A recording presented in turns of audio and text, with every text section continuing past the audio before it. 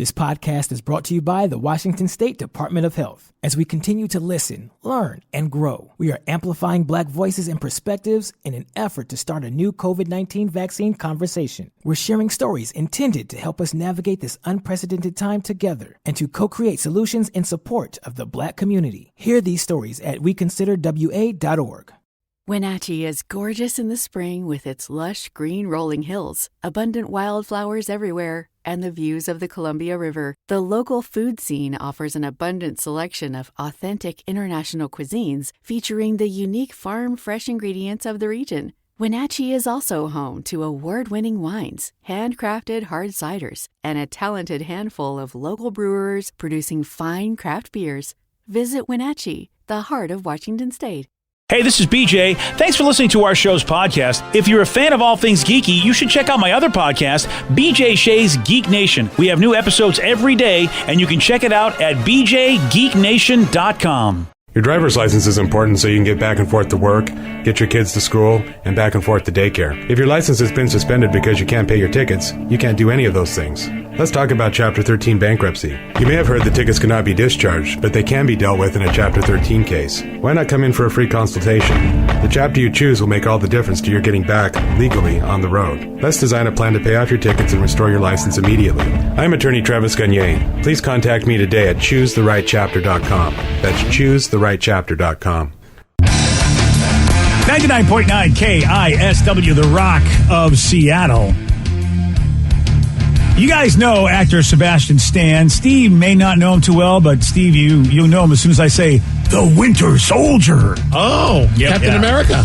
Yeah, that's he's not Captain America, but he is the Winter Soldier. Yes. And a lot of people think that he looks like a very young Mark Hamill. People have been sort of asking to have him play a young Luke Skywalker someday. And he's actually... Yeah, Vicky just pulled up a picture of him, and once you said that, I was like, boom, saw it. Well, he's now also in the new Pam and Tommy show that's on Hulu, and he's playing Tommy Lee in that. Doing a great job. I did watch the first episode. I forgot that that's even out. Yeah. But I remember we saw the trailers and thought, wow, he really looks like Tommy, and whoever's playing Pam looks a lot like Pam. Lily James. That's right.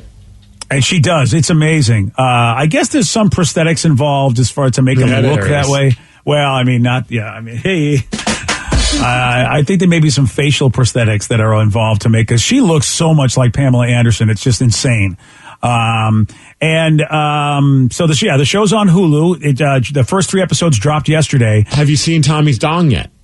I have seen. It's uncomfortable. All he does is run around the house with just basically it seems like felt spandex. You know what I mean? It's like it's a thong. And that's it, but it's like maybe leopard skin. It looks like it's made of Velvet Elvis stuff sometimes. That's all he wears. You don't own one of those, BJ. Yeah, I really don't. But we heard the stories about that. There's scenes in the movie or in the television show where Tommy has an actual discussion with his own unit about things. Haven't seen that yet. Hasn't shown up yet. Well, I've only watched the first episode. I haven't watched the other 2 yet. That'd be the first scene in the first episode. Like, just boom, here you guys go. This is what you want. I'm giving it to you. I'll tell you, the first episode was really weird. And I will tell you that in a minute, because really the dong is what everybody's questioning. And of course, Sebastian Stan is an actor, and he's like, all right, man, I need to get some advice. How do I play this guy? And he said the advice he was given to give himself the swagger that he needed to portray Tommy Lee, who is known for having a large package, was to put 2 large metal balls in his underwear. That's what Sebastian Stan, the actor, did in order to get ready for this role as Tommy Lee.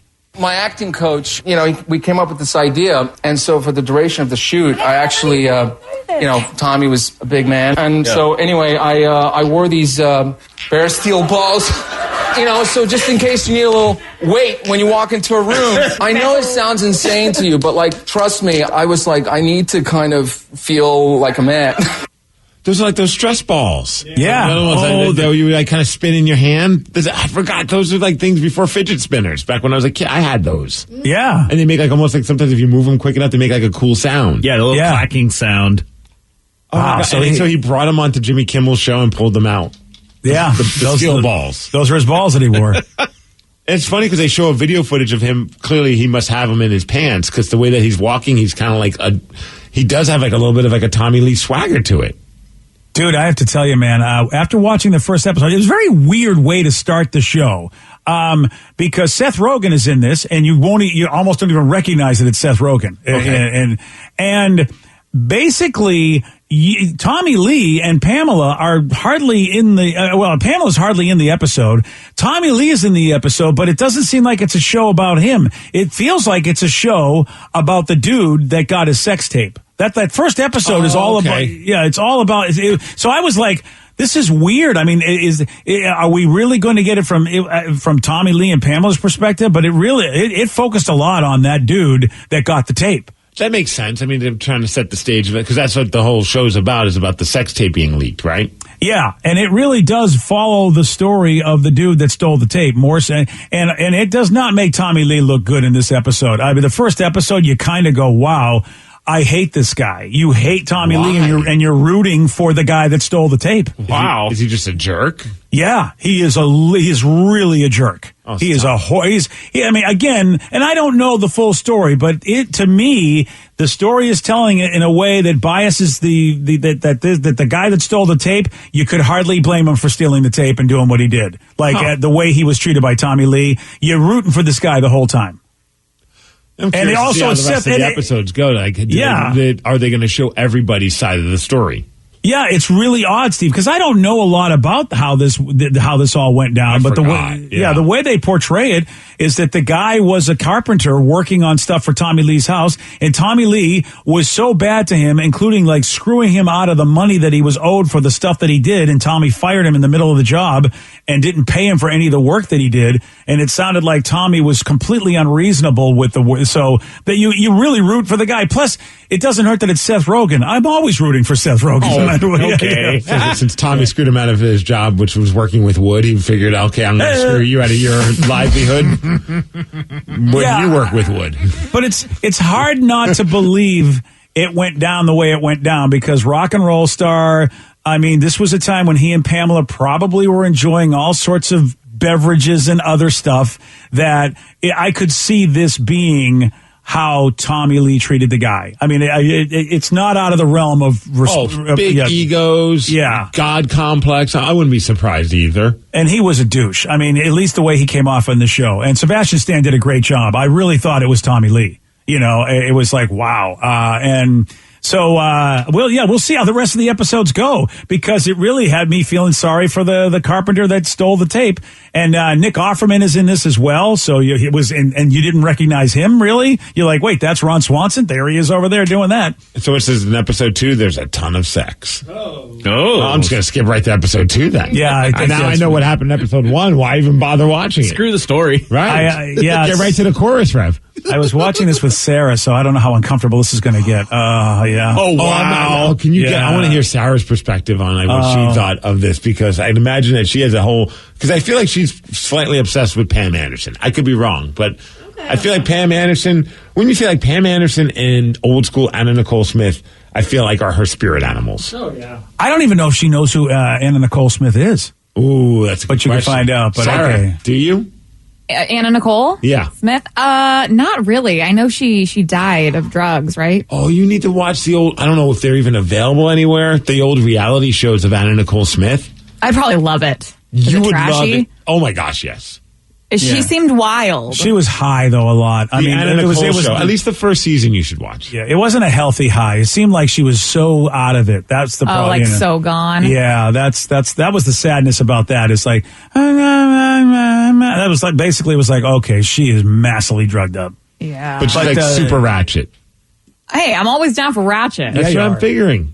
So I just gave my review, Sarah, of Pam and Tommy show on Hulu, and I said it made Tommy Lee look like a big a-hole, and you rooted for the dude that stole the tape. And Steve was wondering your take. Yeah, he definitely looks like an a-hole. It's kind of cool because I don't really know much of either of them. You know, I know Motley Crue, and I've heard of Pamela Anderson, but I don't. Another, I think, spirit animal for you as well. Yeah. Oh, yeah. That's how I just know her as like a really, really hot that got famous. Like I didn't even really know about this leaked porn, so it's going to be exciting to kind of see the whole story of it. But he definitely does not look like a nice person. Well, just as a spoiler alert and heads up, I guess episode 2 has a bunch of sex scenes. So I know it's going to be weird. Oh. It's going to be you weird guys might want to watch it in different rooms. Yeah, maybe I'll watch that with J-Rubs. I don't know if I want to watch that with you. Sorry. I know it stinks. I thought, okay, I figured they wouldn't show a lot of stuff, but one of the listeners, because the first 3 episodes are available now on Hulu, said, yeah, there's a lot of sex in episode 2, and yeah, you probably get to see the whole film, right? Well, I don't know if they could show the film, but they'll probably show like maybe excerpts of it, or reenactments of it. The film's really easy to find online if you just want to know. Not that I've looked. Is it? It's super easy to find online. Yeah. Oh, okay. That's good. Because I feel like someone Vicky texted and told Danny. Yeah. Exactly. Were you guys kids or at least young teens when this was all going on, Danny, Vicky, and Sarah? I feel like it was happened way before. I don't remember it at all. That was like Oh. early 90s, right? Oh, yeah. So, yeah, that's right. 95-ish is, I think, 93 to 95 is when I saw the dates pop up on the screen. Yeah, you guys were like toddlers. I was 9. Yeah. I was 5. Yeah. This was so epic, though, because at that time, like, it wasn't very often that a sex tape made its way out. You know what I mean? Like, No. there was a couple out there, but none where it featured Pam Anderson. I mean, yeah, a lot of us love Tommy Lee. He was a big star for us metal fans. But Pam Anderson was, like, on top of the world. Not Tommy Lee. But, you know what I mean? Like, she was Baywatch. And then what was it also? She was on Home Improvement. Yeah. Playboy. So this was like a huge scandal. Yeah, it was a big deal because you're just like, oh, wow, like this person I've seen. Now, yeah, we've seen her naked maybe in like Playboy issues, but like now we get to see her do it.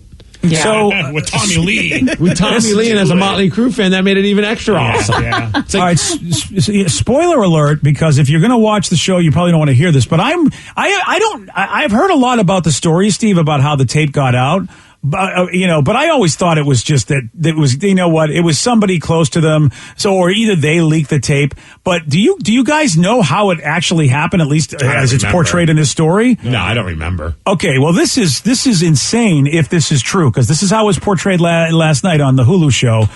The dude who was the carpenter got so screwed over by Tommy Lee that he broke into their house while they were sleeping and stole Tommy Lee's gun safe, because pretty much in the episode, all Tommy Lee does is threaten this guy with all sorts of forms of guns, and including the guy's last straw when he's just getting his tools. He's like, all right, you fired me. I'm going to get my tools. And Tommy pulls a shotgun out on him and says, no, you're not taking your tools. Those are mine. You're costing me so much money. I'm going to have to get new people. And the dude's like, you fired me, Tommy. I'm willing to do the job. Hell, you owe me $4,000 and plus you owe me all this. And you still fired me, and I'm just getting my tools and he's like, no, he's got a shotgun to his head. You're not taking your tools. Jeez. And so the dude was like, that is it. And he planned out this. I mean, he did a meticulous stakeout to see all their sleep schedule, where they went, and all this stuff. Broke into their home, and if you were to believe it, at one point was in their bedroom, gave him the finger, went down to their garage, stole his gun safe, and that in the gun safe was where Tommy kept the sex tape.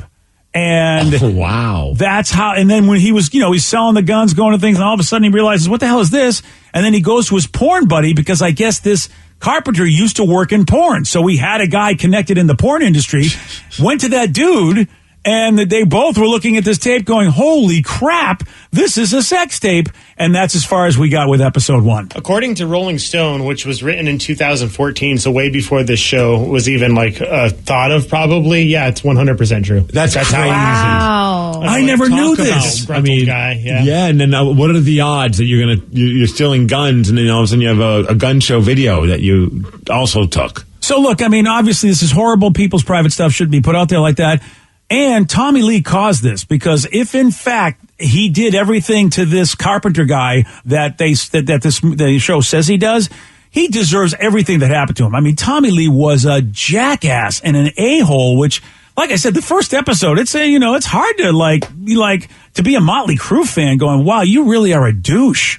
If everything went down the way they're portraying. But you know what, though? Like, you say that it's hard to be a fan. I mean, I can't wait to watch it, but I'm not too surprised. Also, I'm not at all. I feel like every big name rock band from those days, we're not talking about Weezer or even Green Day or or whatever is a big rock band that's just out of Shinedown nowadays, where you're like, okay, these guys have got their crap together. They're appreciative of the success that they have. In the 80s, all of those bands just thought they were unstoppable and untouchable. They didn't care. No, they were rock stars of the truest form, and they believed they were better than everybody else.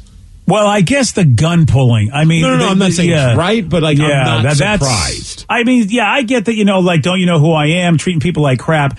But, Steve, the over-the-top threatening with the violence and threatening to kill this guy multiple times. I mean, here's a guy doing work on his house, and he's threatening to kill him multiple times, and Tommy's not paying him, and he's like, look, dude, I'll do what you want me to do, including like doing a lot of redos that are super expensive. And the guy goes, Tommy, I don't have any money. I'm maxed out on money. You got to give me more money, and then I can get the equipment to do what you want. And next thing you know, here comes a gun to the guy's head. Yeah. You're just like, this is, I mean, obviously drug fueled, if you ask me, because cocaine, I don't know what they haven't shown any drug use really yet that I could really tell, but cocaine was a wonderful inducer of just horrible activity in the 80s. It was pretty prominent in their lifestyle. Yeah, that wouldn't be a stretch for me, but all right, well, woo, yeah. I'm still going to listen to Motley Crue. I mean, it hasn't changed any of that. Well, I'm going to watch the show because, I mean, they got me with the first episode. And so I'm excited to see, well, maybe that's the wrong word. But I'm looking forward to see what happens. So this is now that you know the sex scene, that's always the awkward thing, like being in a room with a family member when like there's nudity. Like, I remember, and I should have known, but when I was a kid, I convinced my parents to let me and my buddy Chris rent on pay-per-view Howard Stern's Bongo Fiesta or something. Oh, yeah, you know that. Or the Miss Howard Stern pageant. One of those ones, right? Yeah. And it just so happened my grandma was there that night. And so, like, she's sitting in the back corner of the living room as my buddy Chris and I are just watching just the dumbest perverted pay-per-view of all time. Yep. And we're like, this is so cool. I can't believe we get to see this. And she's just like pulling out the rosary beads, like not even looking, and just spent the entire time just like in the zone with Jesus, because she's just like, I cannot believe and we didn't care. No, apparently not. Apparently grandma's in the room and zone. Wow. Dude, she was legit in the zone. Oh, the Jesus zone. And she's just all the Hail Marys and Our Fathers going on. That's awesome. It's amazing. Same grandma that walked in on me in that room. It is amazing. Yeah. We didn't have a very good relationship. That's why she's not shocked. I mean, when you say, hey, can I watch you? She's alive. Well, I hope she went to the promised land because she deserves it. I mean, after what she put up with. Stripes. Yes, she did. Well, we're talking about the wonderful behavior of a rich person named Tommy Lee and how he treated people, at least in that first episode of Pam and Tommy on Hulu. Imagine being so rich that a bridge is being dismantled for you so that your yacht can get through it. Oh, yeah. This did happen for one Seattle man. I'll tell you all about it at 8:20 on The Rock. BJ and Migs, mornings on The Rock, 99.9 KISW.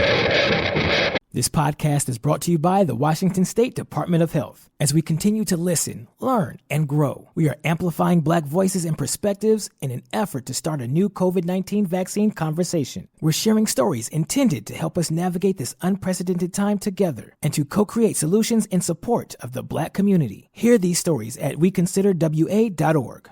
New on Curiosity Stream.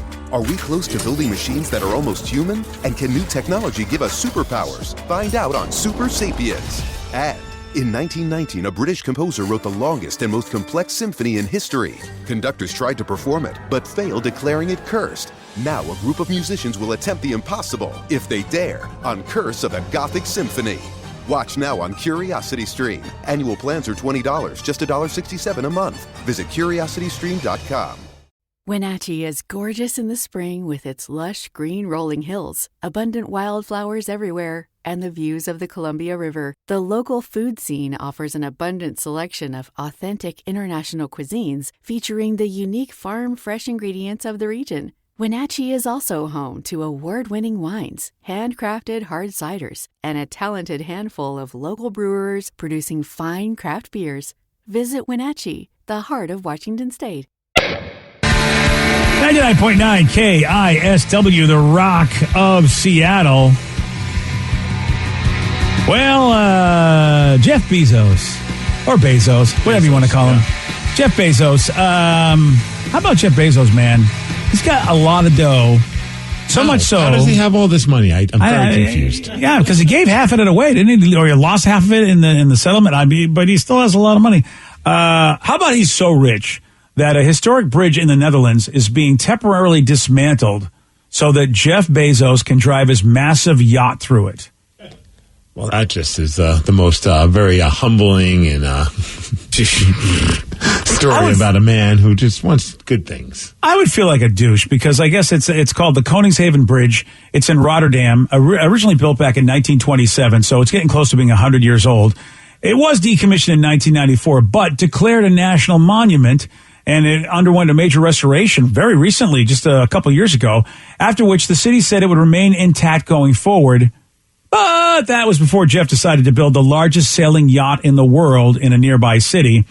And that's an honest mistake. Yeah, of course it is. Yeah. 417-foot long yacht, and it is too tall to clear the bridge. I can't even what is the size of a ferry? Like one of the Washington State ferries. Is that like 400 and something feet? Like you are asking me a question I do not have the answer for, sir. I just throw it out there out loud, hoping that someone will do the math. Okay, so a ferry for the Washington State ferry is typically, it looks like they're around 362 feet long. Wow, so this is longer than that. That helps give me perspective now. Yeah, whoa. Right? I hear 400 feet, I'm like, I don't know, is that big? Is it not? I have no idea. I would not have thought that he has a boat bigger than a ferry. That's insane. That's nuts. And how do I get invited on this yacht? Well, you kind of look like him, so I think you're gonna have to pretend to be him. Steve Bezos. Yeah, that's the way you get on the yacht. Rough weekend. Woke up with all these tattoos, guys. I don't know what's going on, but hey, Amazon, we're good. Woo, Amazon, we're good. There you go. They'll know you're him now. Right. So this thing's not done. I guess it's going to be done in the summer, and when it's ready to sail, Jeff and the gang and the company that's building are going to share the cost of dismantling the bridge so it can pass through. And then so they're going to pay for the dismantle and reassemble.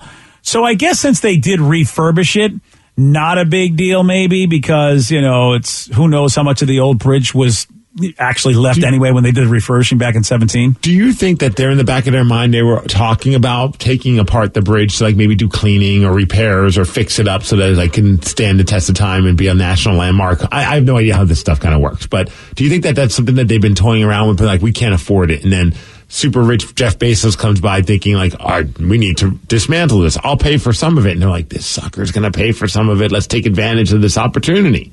That's a great idea, Steve. I tell you right now, that's what I'd be thinking if I was in charge of that. That feels like a really unbelievable episode of Parks and Rec. With bridges and yachts. Yes, the new show on NBC. You want to hate the guy, but at the same time, if he turns out to make that national landmark even better, and what are you going to do?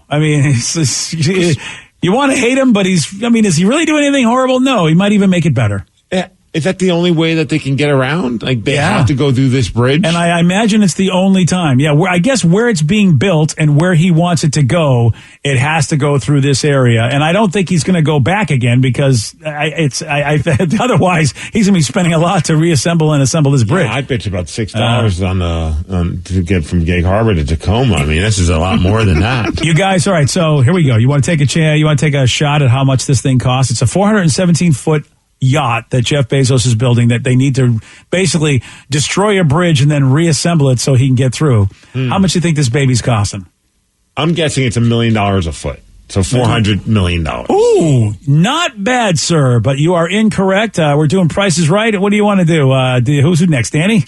I'll go. He's close. He's not far off. I was just say he's close, but he's not far off. Him, man. Now you're just helping. This is not how Price is Right works. Yeah. Drew Carey doesn't say, hey, the first guy who guessed, he's pretty close. Work around him. They still have to go up or down, Steve, with Price is Right. And if they go, and you know how Price is Right is, if they go, what is it? What's the rules, Rev? If they go under, they lose automatically. It's not the closest. If they're higher. Yeah. Yeah, if they're higher than the actual retail price. Yeah. So, Steve, you got a lot of wiggle room here. I'm regretting guessing first now. Yeah, that's usually how that works, by the way. 417 million, dude. Look, if they go too high, it's over. I'm going to go $550 million. Okay. All righty, there you go. That's Danny's guess. Vicky, what's your guess? $1 billion. I'm just kidding. I was going to say $450 million. You know what? I'm going to go $418 million. Be mad at BJ. Yeah, this is BJ's fault, Steve. Sorry, man. I was going to go for $1. First of all, Danny is way wrong. Yeah. Rev is wrong. Unfortunately, Vicky is the winner because it is a $500 million boat. Sorry, Steve. Oh, wow. I should have guessed $420 million. Yeah, you really should have. Yeah. If it was Elon Musk's yacht, it would be $420 million. True. Steve, but I will say this. I was just congratulating you on how you figured this out because I would have never guessed it was that. I would have probably said $50 million. I have no idea how much stuff costs. I was just being ridiculous. I was like, $1 million a foot. And that's exactly what it pretty much, I mean, it's more than that, but you were on the right track by saying it was 7 figures a foot. You forgot to include taxes. That's very true. Yeah. That's a good point. Those taxes get you every time. Yeah. Imagine having that kind of boat. I can't. What is the gas? Dude, I would love to have 10% of the boat cost. I'd be happy for the rest of my life if I had 10% of what that boat cost. Why do you even own a home if you have a 400-foot yacht? Like, I mean, you feel like that could just be slum it and live on the boat.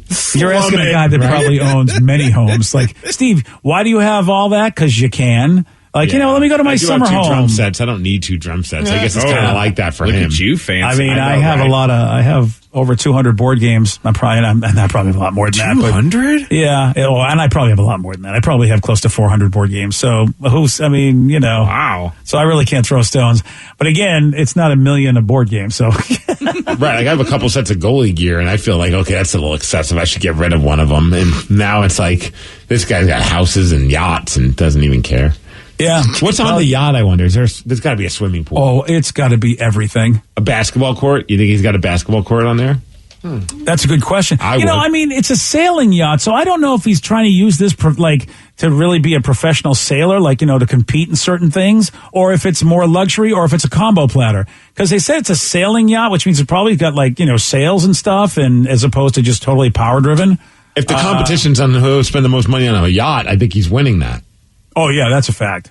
So I don't expect to be the biggest and most luxurious in the world. How do we get an invite? He's around here sometimes. Man, I know. Do you think he's going to post up at Lake Washington or on Lake Union with this thing? Well, I mean, I guess you can get there, right? You can get to Lake Washington. Union. Can you get to Lake Union from anywhere?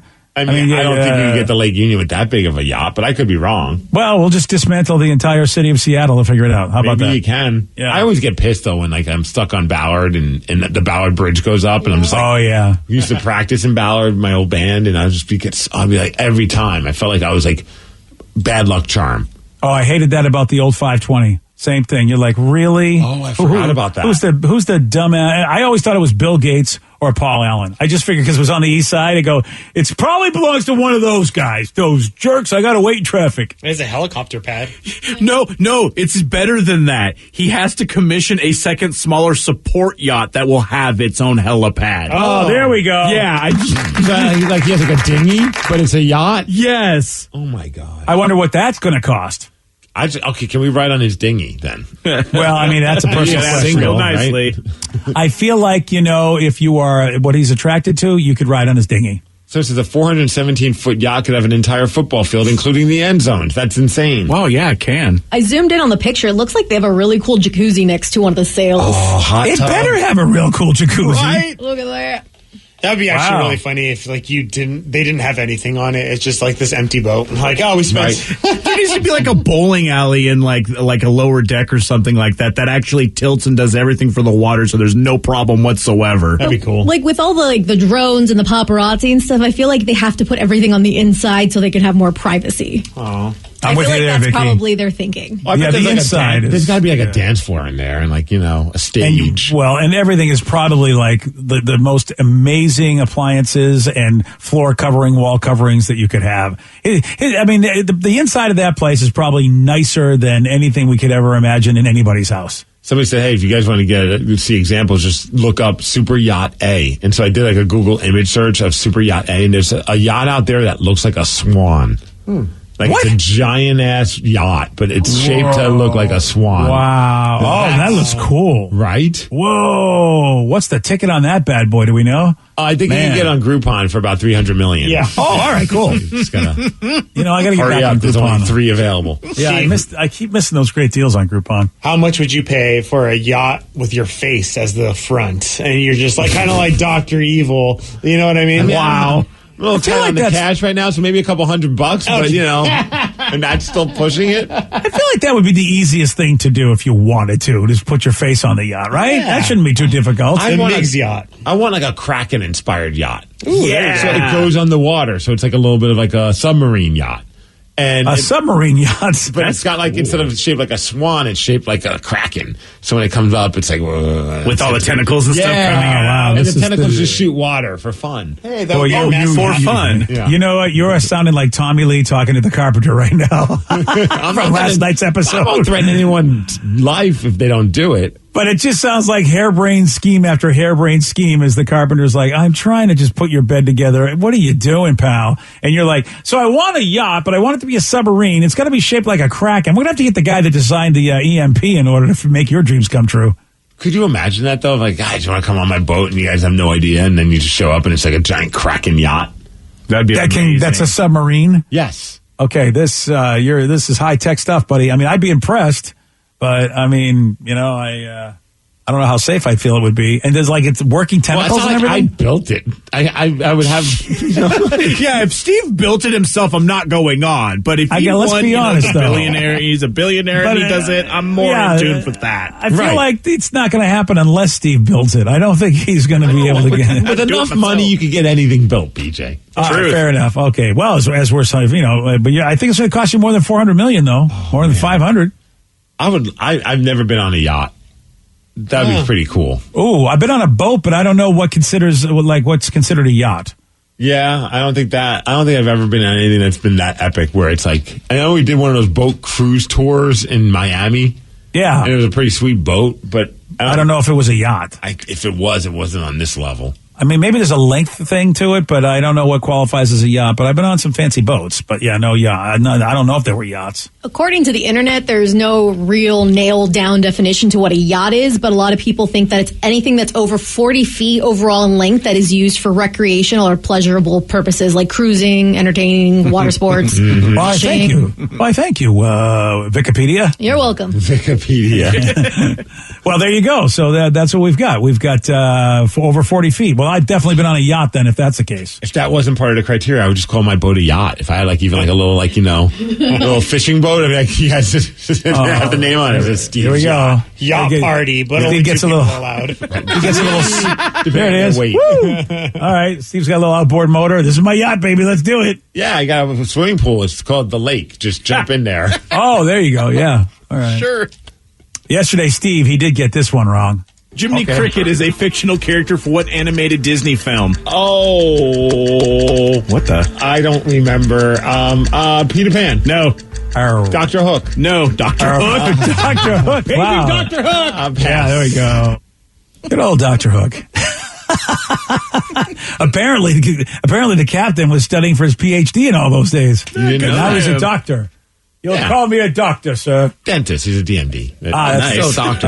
Well, unfortunately, Dr. DMD, nobody from Peter Pan's world was involved. It was actually Pinocchio. That was the answer we were looking for. You want a shot at beating Steve? You got it. 206-421-ROCK.